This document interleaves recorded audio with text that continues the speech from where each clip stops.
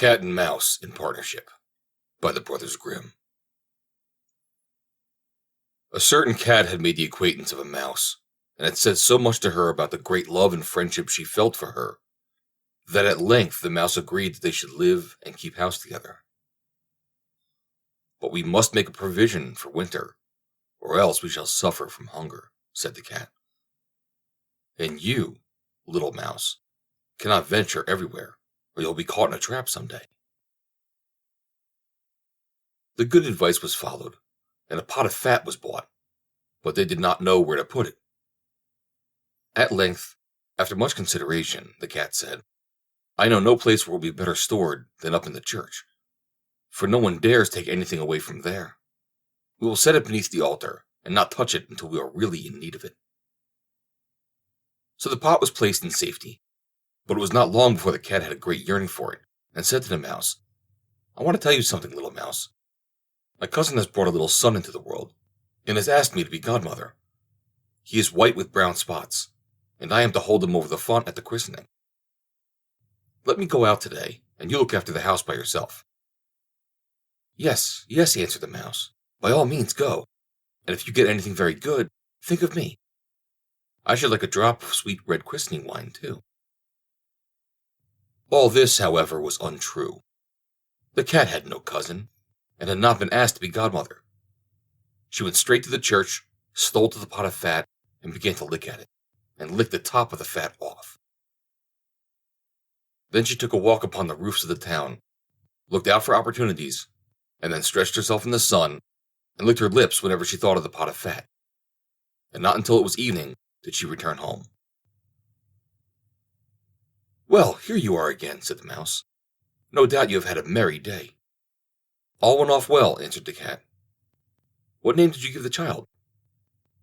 "Top Off," said the cat quite coolly. "Top Off," cried the mouse. "That is a very odd and uncommon name. Is it a usual one in your family?" "What does it signify?" said the cat. "It is no worse than Crumb Stealer, as your godchildren are called." Before long the cat was seized by another fit of longing. She said to the mouse, "You must do me a favor and once more manage the house for a day alone. I am again asked to be godmother, and, as the child has a white ring around its neck, I cannot refuse." The good mouse consented, but the cat crept behind the town walls of the church and devoured half the pot of fat. "Nothing ever seems so good as what one keeps to oneself," said she, and was quite satisfied with her day's work. When she went home, the mouse inquired, "And what was this child christened?" "Half Done," answered the cat. "Half Done? What are you saying? I've never heard that name in my life. I'll wager anything it is not in the calendar." The cat's mouth soon began to water from more licking. "All good things go in threes," said she. "I am asked to stand godmother again. The child is quite black, only has white paws, but with that exception, it has not a single white hair in its whole body. This only happens once every few years. You will let me go, won't you?" "Top Off, Half Done," answered the mouse. "They are such odd names. They make me very thoughtful." "You sit at home," said the cat, "in your dark gray fur coat and long tail, and are filled with fancies. That's because you do not go out in the daytime." During the cat's absence, the mouse cleaned the house and put it in order, but the greedy cat entirely emptied the pot of fat. "When everything is eaten up, one has some peace," said she to herself, and well filled and fat, she did not return home till night. The mouse at once asked what name had been given the third child. "It will not please you more than the others," said the cat. "He is called All Gone." "All Gone!" cried the mouse. "That is the most suspicious name of all. I have never seen it in print. All Gone! What can that mean?" And she shook her head, curled herself up, and lay down to sleep. From this time forth no one invited the cat to be godmother.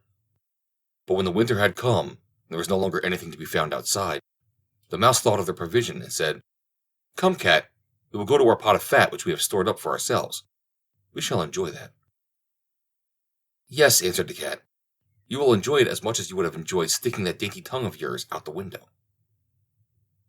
They set out on their way, but When they arrived, the pot of fat was certainly still in its place, but it was empty.